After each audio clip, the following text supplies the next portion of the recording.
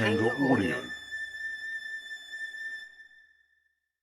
If you enjoy the stories on this podcast, you'll also like the stories in my book, Filmmaking Confidential, which isn't just for filmmakers, but also all artists and really any entrepreneur. Now an Amazon.com and Audible.com bestseller. I just want to say thank you to all of you who ordered it.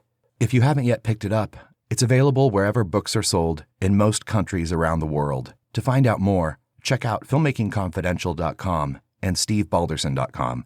And thank you.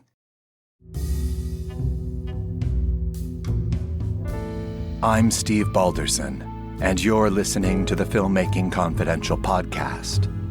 In every episode, we meet with filmmakers, writers, actors, artists, and other notables. Today, I'll be reading from my newest book, Accessing Creativity: Unlock Your Inner Genius. Chapter 6: Limiting Decisions.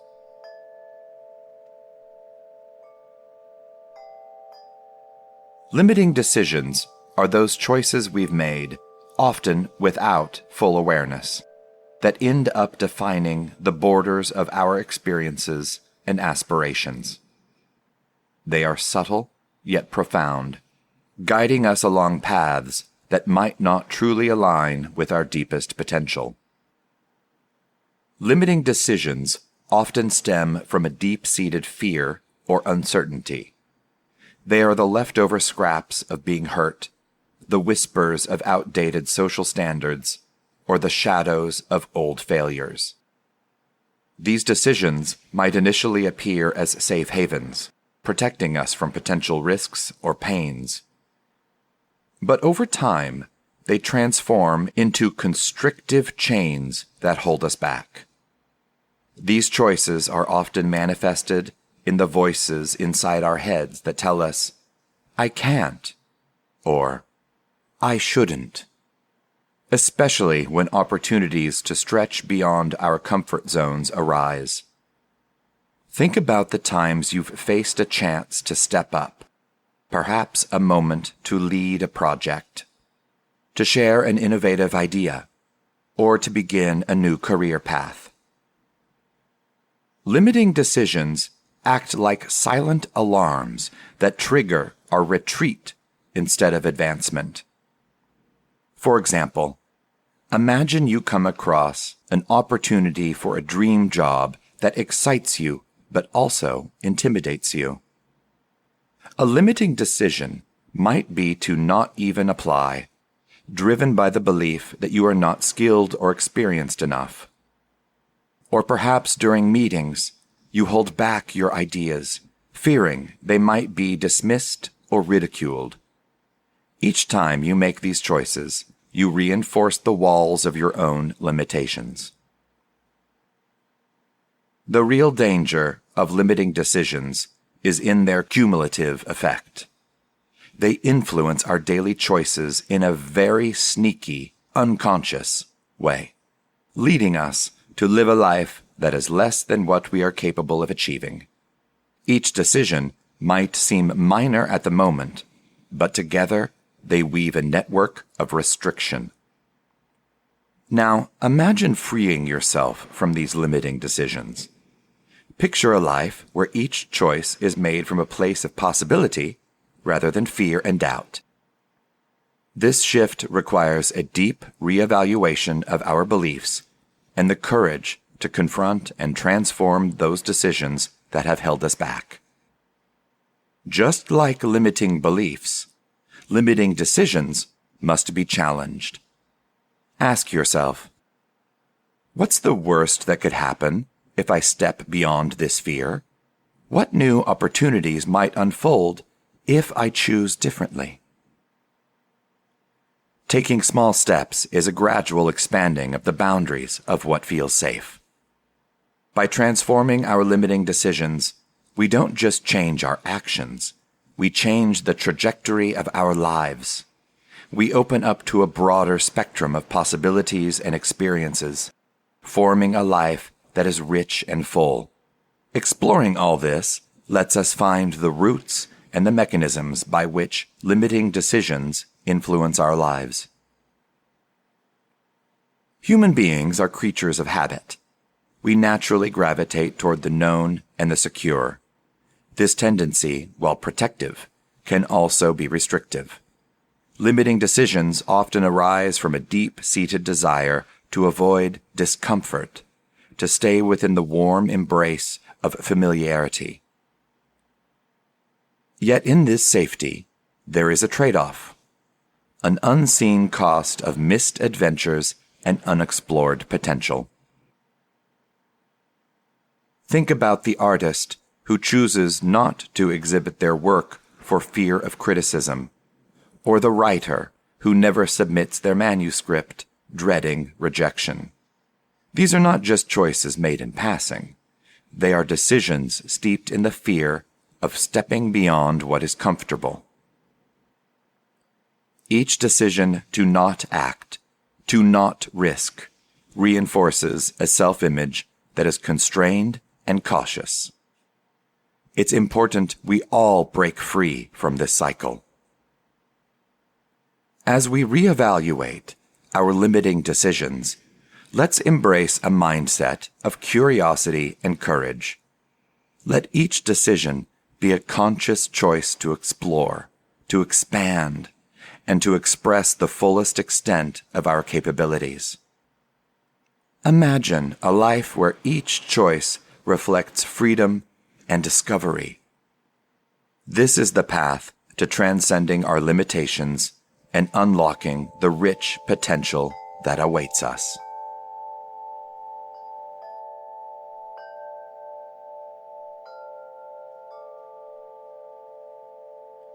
Chapter 7. Choices.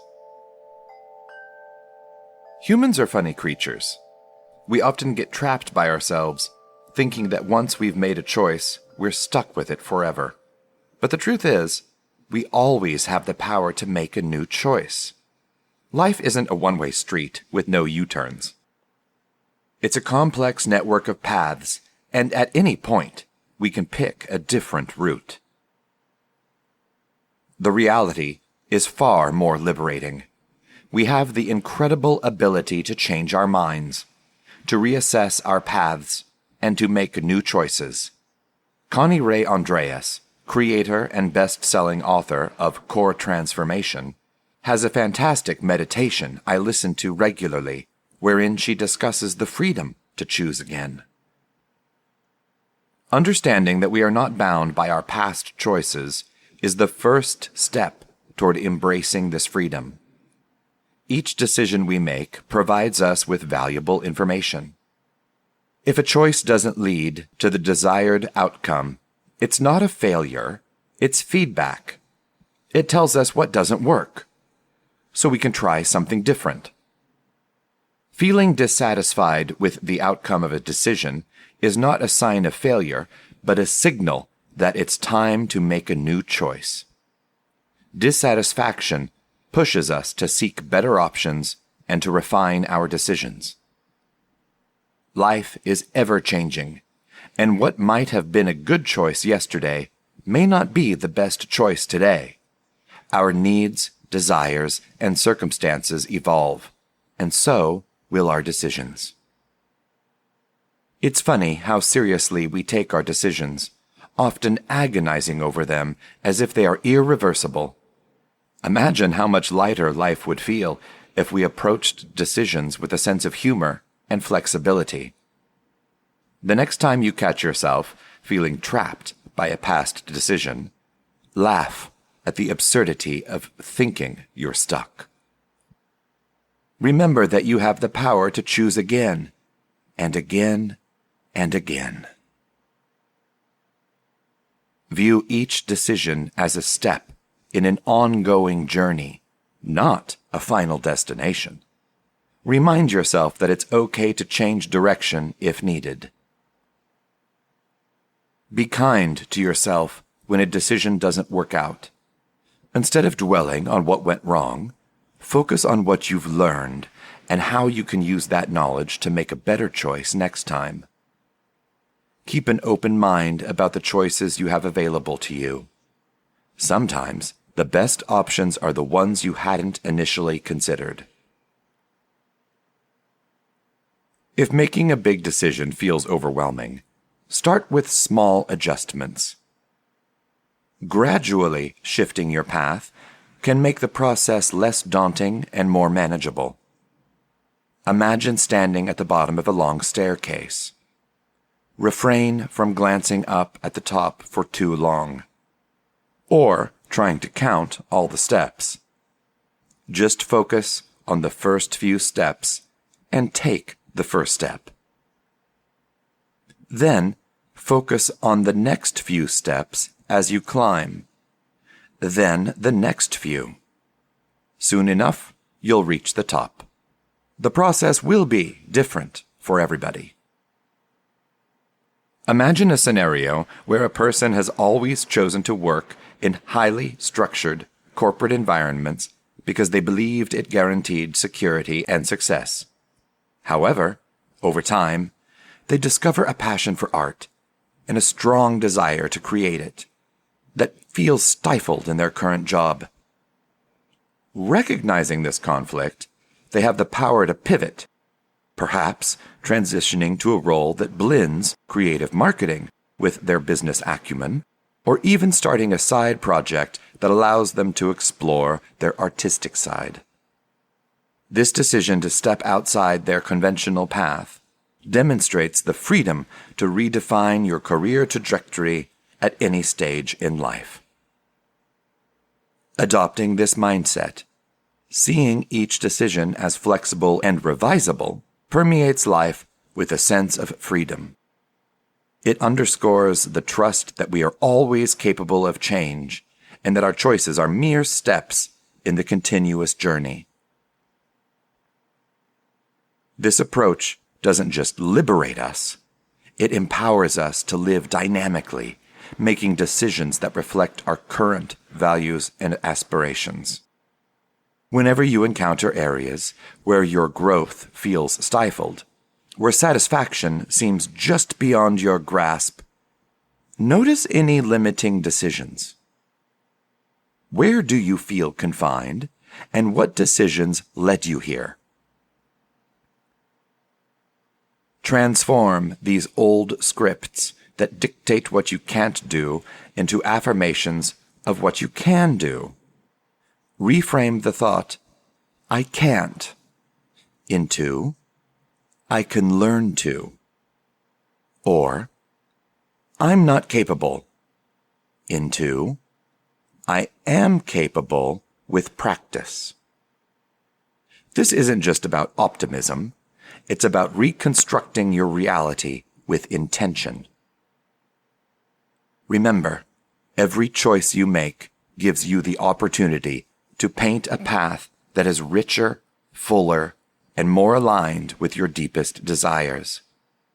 Each step you take is not just movement, but a declaration of your freedom to redefine the trajectory of your life. Embrace this continuous journey of choice and change, for it is here that you find the true essence of living a creative and fulfilling life. After all, who's driving your bus? An excerpt from the book, Accessing Creativity. One of my favorite guests from Season 1 is cult icon Mink Stoll, who co-stars in my new feature film, Love, Venezia. John Waters will tell you a story that I threw a saxophone at him. We didn't speak. After we finished filming Pink Flamingos, I moved out. You can hear my full interview with Mink at filmmakingconfidential.com or by subscribing for free to this podcast. Love, Venezia is the closing night feature at Cinema Diverse, the Palm Springs Gay and Lesbian Film Festival, on September 29th, 2024. Tickets on sale now. Coming up, I'll read another chapter from Accessing Creativity. That's next, right after this.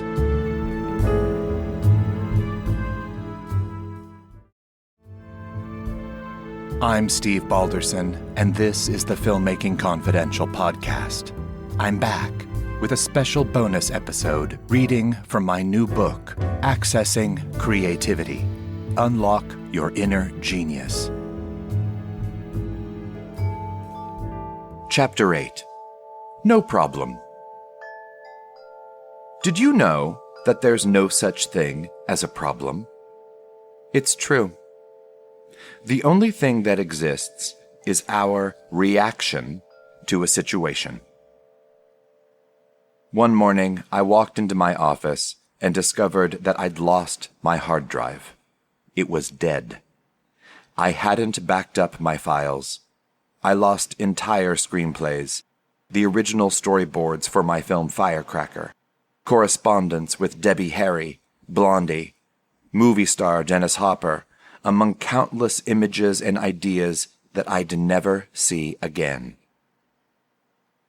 I had several choices in how to react or respond to this situation.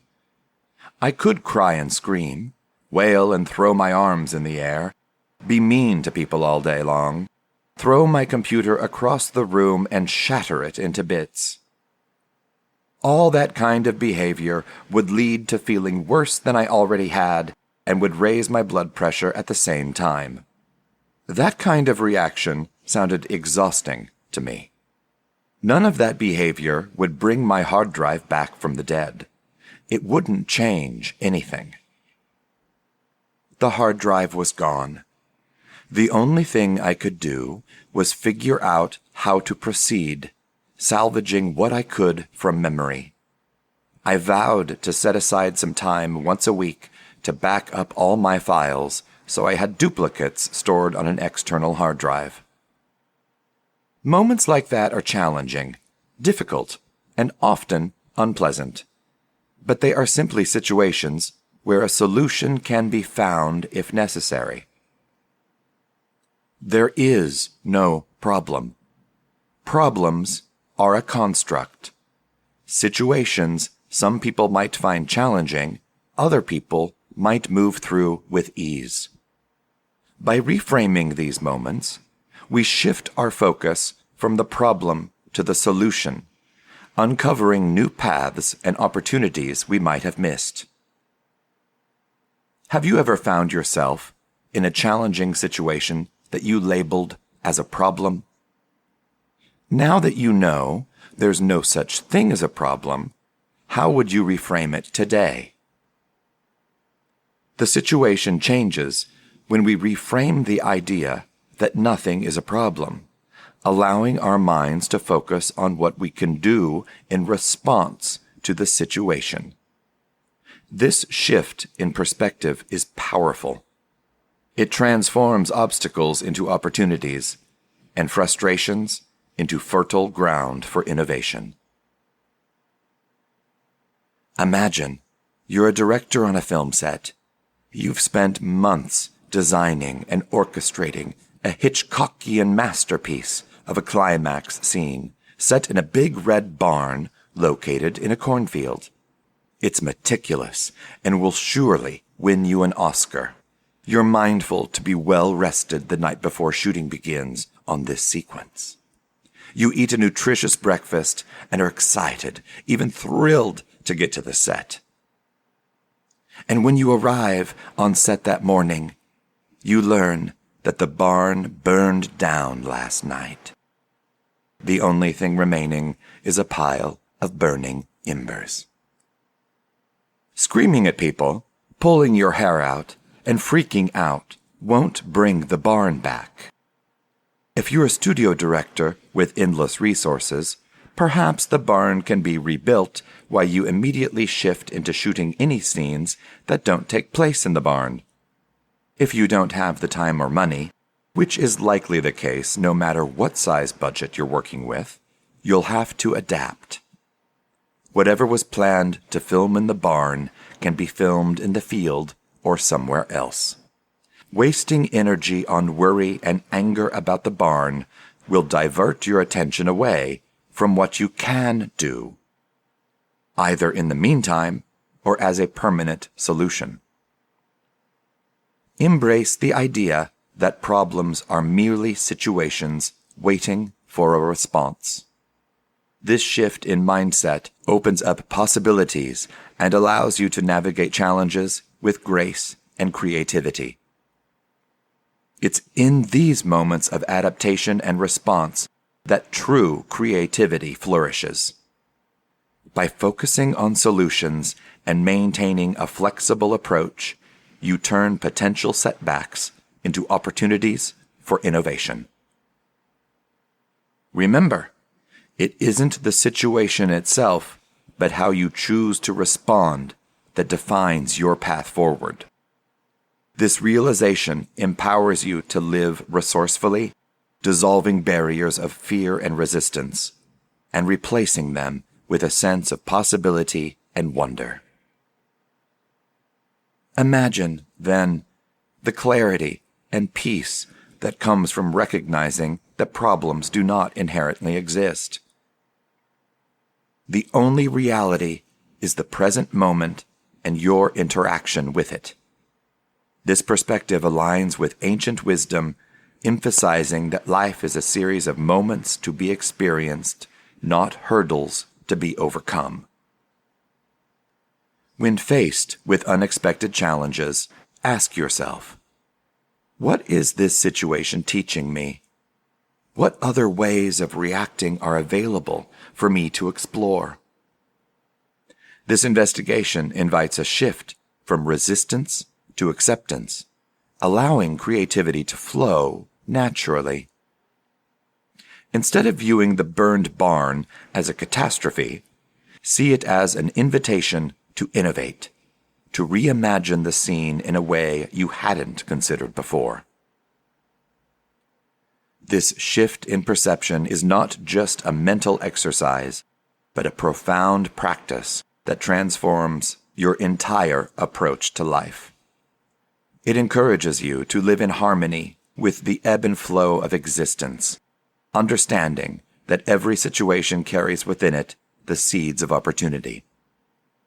By embracing this mindset, your spirit becomes elastic and adaptable, ready to meet each moment with curiosity and creativity.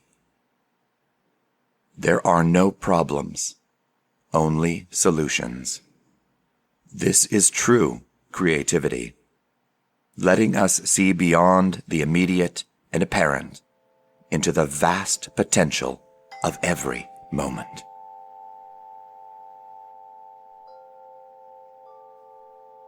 Chapter 9. Intent and Communication. A deeper and often overlooked aspect to examine in communication is your intent. Intent is the underlying motive or purpose that drives every action and word we use. It's essential to understand that intent isn't inherently good or bad. It exists on a spectrum of effectiveness. The effectiveness of our intent is measured by how well it achieves the desired outcome.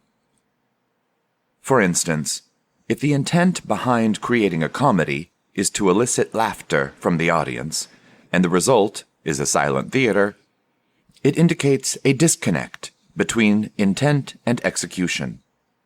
This disconnect suggests that something was missing or misaligned in the process of bringing that intention to life. The director or writer in this situation needs to do a deep dive into their creative process to identify where the gap lies. Was the script lacking in humor? Was the comedic timing off? Did the actors fail to deliver the lines with the intended punch?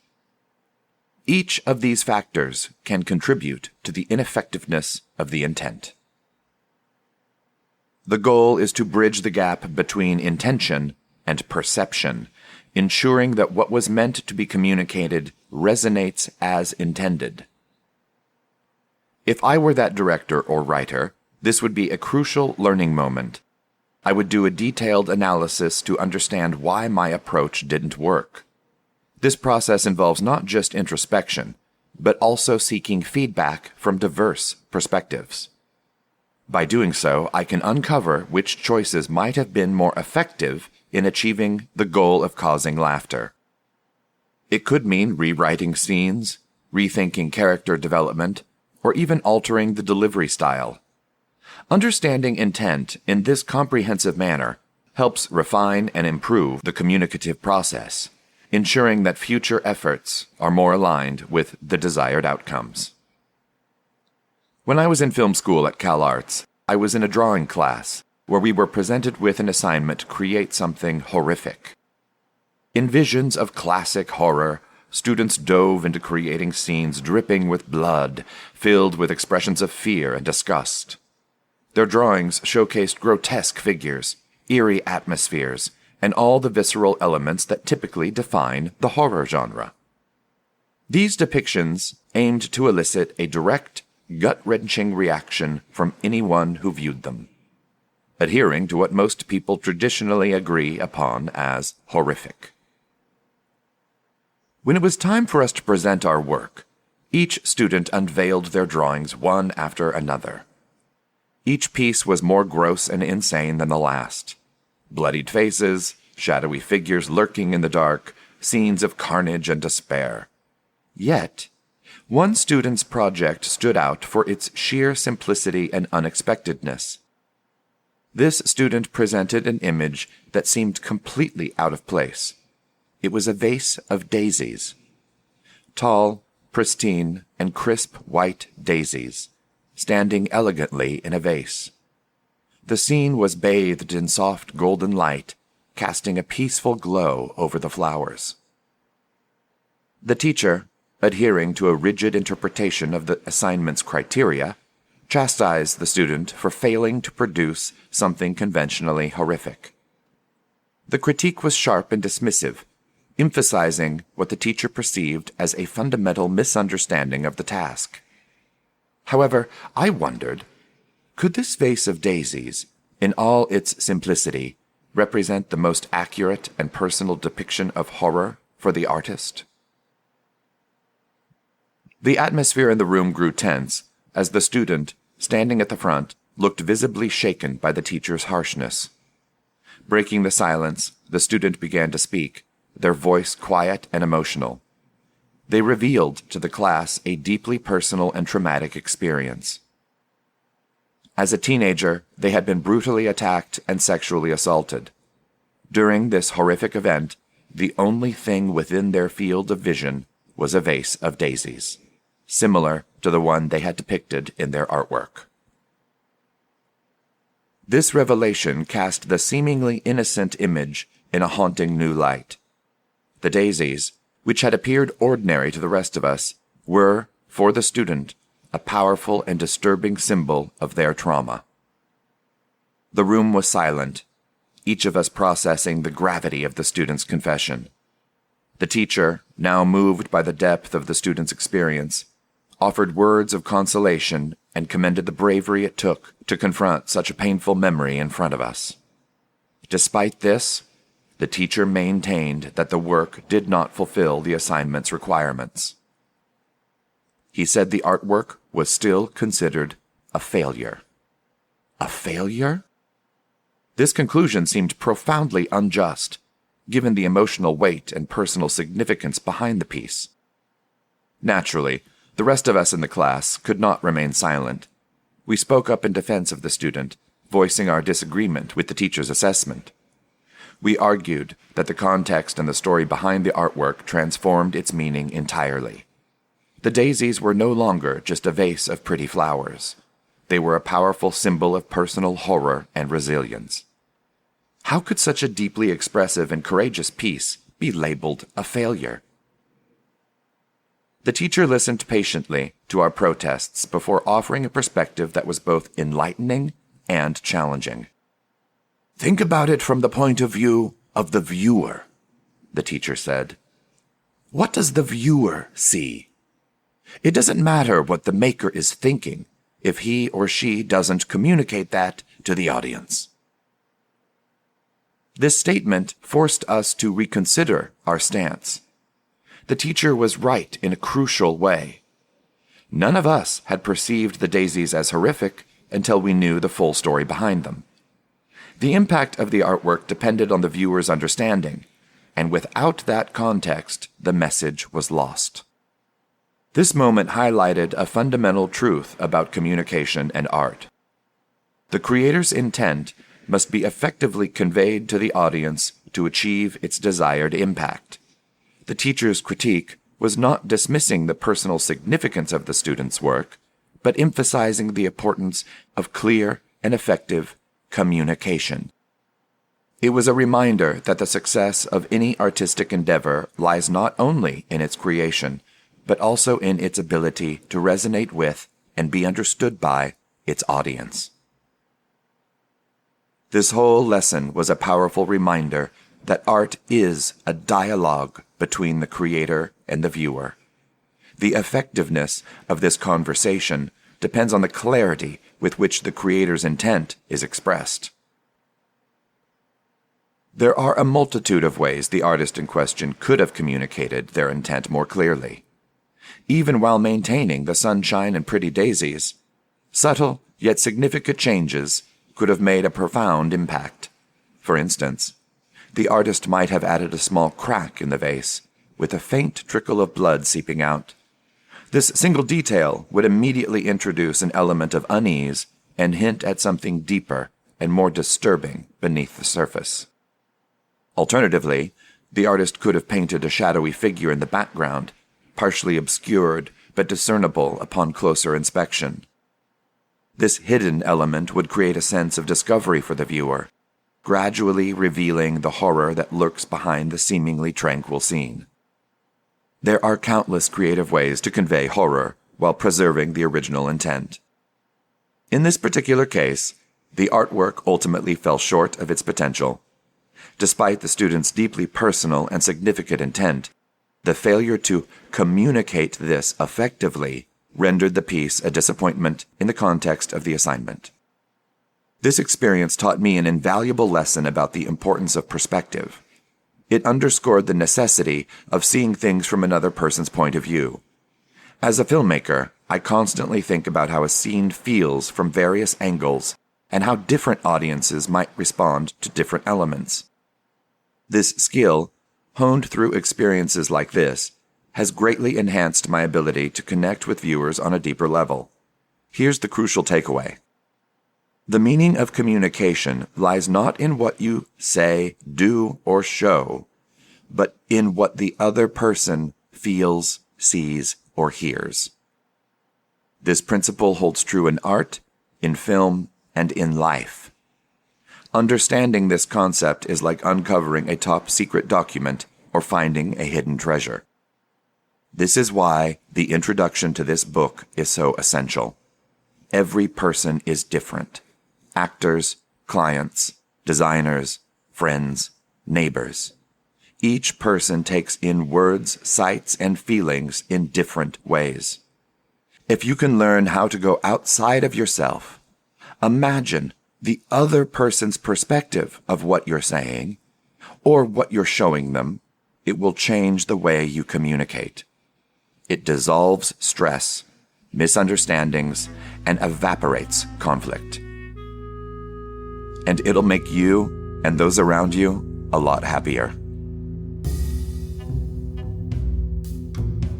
Accessing Creativity.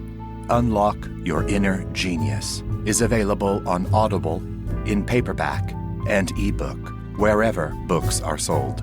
Tune in next time for more Filmmaking Confidential. It is totally free to subscribe, and when you subscribe, you'll get upcoming new episodes automatically, and you'll have free access to all our past shows. The Filmmaking Confidential podcast is a production of Dakanga Audio and produced by myself and Ella Spencer. Our original theme music is composed by Kevin Robles. I'm Steve Balderson. Thanks for listening. Until next time, keep making, keep doing, keep going.